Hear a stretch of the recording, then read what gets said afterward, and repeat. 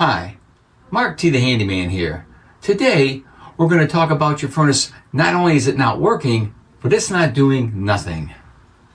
So if I get a call and somebody tells me that nothing's working on the furnace, the very first thing that I want to check on is to see, is the furnace even on? And you'll be surprised how many times that switch is off. Sometimes somebody was changing a filter and they turned the unit off and forgot to turn it back on. Maybe the grandkids were playing in the furnace room and turned it off accidentally, or they turned it off accidentally. But that's where I check. The switch itself is pretty much located on the furnace someplace. This in particular case is right in the front, but it could be on the right side or the left side. It even could be someplace else. If you see they got a piece of conduit connected to the furnace and there's no switch there, follow the conduit and the wire, and it could be a switch like on the wall here. But usually they're on the furnace. And again, they're not going to have a piece of Romex here. They're going to have a piece of conduit. And if you follow that conduit and the wires, you'll find it on a switch maybe on the wall right here. But it's usually going to be fairly close to the furnace. So the next step would just be turn it on and then check the operation, make sure it does keep on working. So you've checked your furnace, the power's on. The next place that I would check, it's just a simple task, is to go to your circuit breakers and make sure that your circuit breaker isn't tripped. This is our circuit breaker here, and these are the markings of everything. Conveniently, the furnace is marked number 1. I tell people, if you write in a little message here with your Sharpie, mark the furnace, mark the hot water tank, mark the well water pump, just for the basic big stuff that you need all the time. So right here, we'll zoom that in a little bit. That's our furnace, number 1. All right, so we're gonna go back to the circuit breakers and we're gonna check.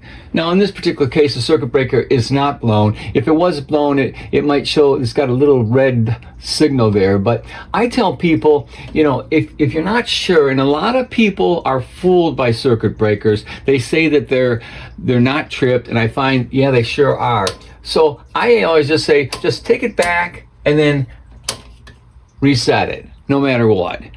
Because I can tell you, many people I have gotten calls where they say, oh no, I checked my circuit breaker, and sure enough, that circuit breaker is off. Now, if the circuit breaker is off, we have to figure out why it went off. Sometimes the circuit breaker just goes off because it's a little bit older and it's just worn out and it just trips, or maybe there was something that happened. But if it is tripped, that leads to a different problem. But we're not going to go through all that. It could be a motor, it could be a loose wire, it could be a wire that is damaged in some sort. But anyhow, that's what I would check next, is our circuit breaker. Okay, so we know we have power at the circuit breaker. We've reset our circuit breaker. We also know that we have power on at the furnace through the switch on the furnace. The next thing you'd want to do is let's see if our circuit board is getting power. And the way we can tell there is there's a little blinking red light there. If the furnace was actually running, it would be a solid red light with a green light coming in every so often. Even here, the green is going to come on to let you know that everything's ready to go when you want it to go. Now, you could say, well, why didn't we just check that first? Well, it's always simplest and easiest to go with the basic, which would be the switch and the circuit breaker. So that's why we did that. We can see we have power here. So the next thing you want to check is you want to check the thermostat. But before we go to the thermostat, let's pretend we didn't have power here and that light wasn't on. Okay, so we'll need to take off this panel where the combustion is, and also this panel where the blower section is. So this is our circuit board on this Lennox right here. And here's our door switch. On this particular door switch, since it's my furnace, I tape it off because I know better to just stick my fingers in there. But yours may not have this unless you put it on. So this is our door switch. When it's out like this, because the door is not in place, then that will disconnect the power to the circuit board. So that's why I keep mine taped up, so I can troubleshoot it with the door off. So to troubleshoot it though, I'll need to put the tape back on so that we can take a look at it. So we've got our door switch energized, and then you can see we've got power back to the circuit board. Right here, we have a little 3 amp circuit breaker.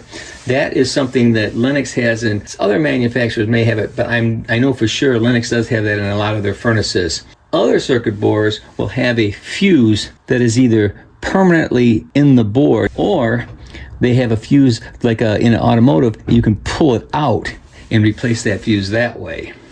This particular case, it's a circuit breaker. Now, having said that, if your circuit breaker had to be reset, that's fine. But if it's continues to have to be reset, then there's obviously a problem. Okay? If you want to check this door switch, on the back of the door switch, you've got 2 wires. In this picture, I show the 2 wires that connect to the door switch. One wire is the power coming in, and the other wire is the power to the circuit board and to the transformer. Next, I'm going to show you how to check to see if the door switch is functioning.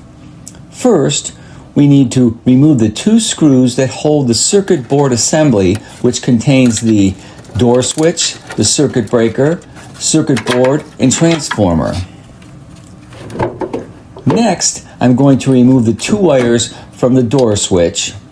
Now, I'm going to connect the 2 jumpers from the door switch terminals to my multimeter so we can check continuity on the switch as it is operating.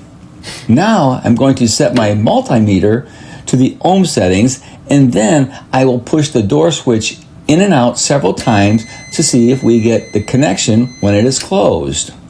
As you can see, the door switch is working.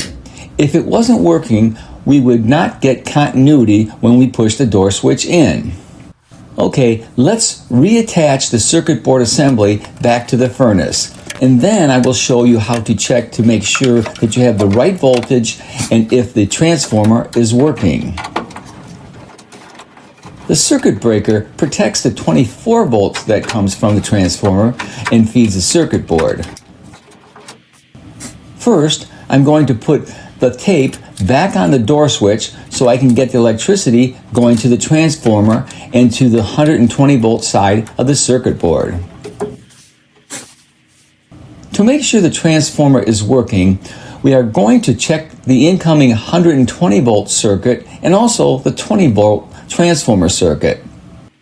To check the 120 volt circuit on the transformer, we are going to loosen the wires just slightly up so I can slide my multimeter and get a 120 volt reading. This will also confirm that we have 120 volts going to the circuit board on the 120 volt circuit in the circuit board. Now I'm going to turn my multimeter to the voltage setting, and then I'm going to put my red and black leads on the transformer. As you can see, I definitely have 120 volts on the high voltage side of the transformer. Now I will check the low voltage side of the transformer, which should be right around 24 volts. And as expected, we have 29 volts, which is in the acceptable range, so now we know that the transformer is doing what it is supposed to do. Okay, let's put the panels back on and we can get back to what we need to check out on the thermostat. Another problem with your furnace, if it's not working at all, is not at the furnace, it's at the thermostat.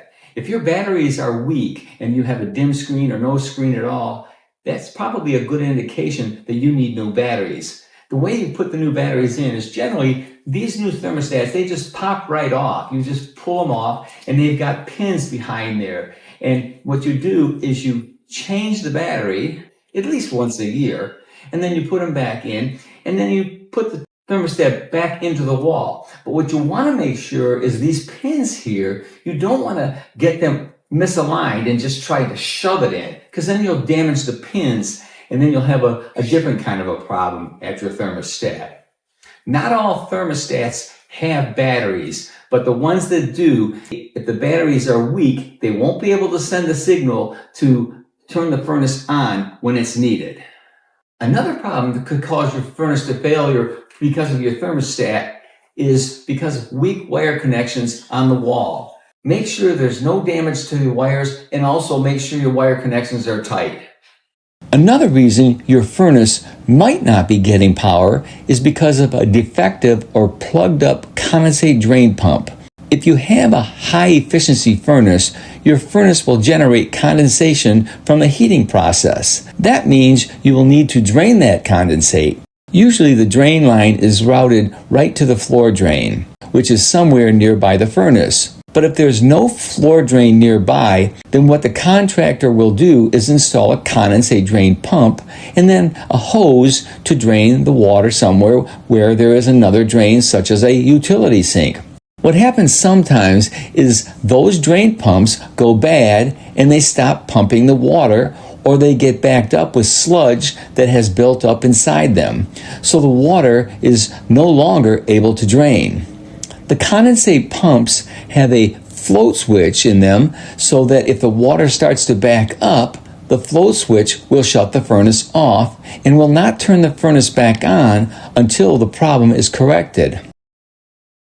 Another system similar to this is a furnace that has a drain pan under it. If the drain pan accumulates a high level of water in the pan, the contractor has installed a water sensor that will shut down the furnace until the drain problem is corrected. Well, there is one more reason I can think of that will cause your furnace not to do anything, and that's a circuit board failure. Circuit board failures generally are caused by voltage fluctuations such as lightning strikes or power surges.